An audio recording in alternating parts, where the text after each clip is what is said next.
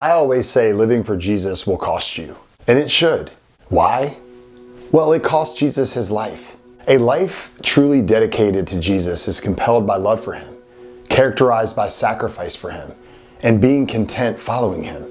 And we see this in the restoration of Peter in John 21. Peter had just been asked by Jesus 3 times if he loved the Lord, in which Peter responded that he did.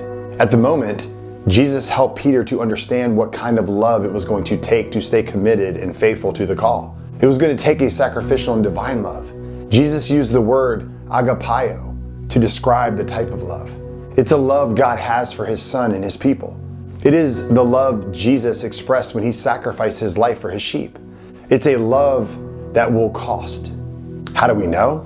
It is what Jesus says next that brings the point home. John 21:18 says, "Truly, truly, I say to you, when you were young, you used to dress yourself and walk wherever you wanted.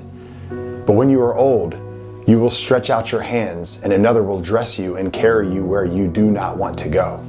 In other words, Jesus told Peter that one day when he was old, he would be arrested and crucified. We all might stop and think, man, this is bad news.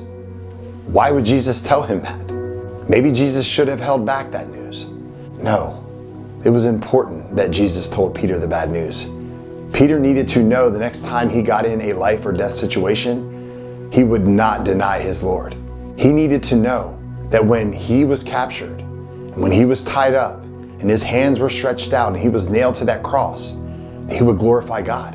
Peter was actually invigorated by this news. This was a turning point for Peter. Jesus instilled power into the life of Peter. Jesus instilled hope into the heart of Peter. Jesus instilled confidence and boldness into the mind of Peter. This is the ultimate sacrifice, and this is how believers are to live. This is the extreme requirement for a committed life. This is what following Jesus looks like. How do we know? Well, John 21:19 says, "And after showing Peter what kind of death he would experience to glorify God, he said to him, 'Follow me.'" Simple enough. And as simple as this sounds, the bigger challenge is to be content following what Jesus has for you. When we keep reading, Peter gets sidetracked worrying about John, and Jesus brings Peter back in and essentially commands him not to worry about others, but to stay focused on what God has for him. This is the call for all Christians. Love Christ. Sacrifice for Christ. Be content in following Christ wherever he leads. And notice the sequence. It all starts with divine love that will empower us to finish the race that has been set before us.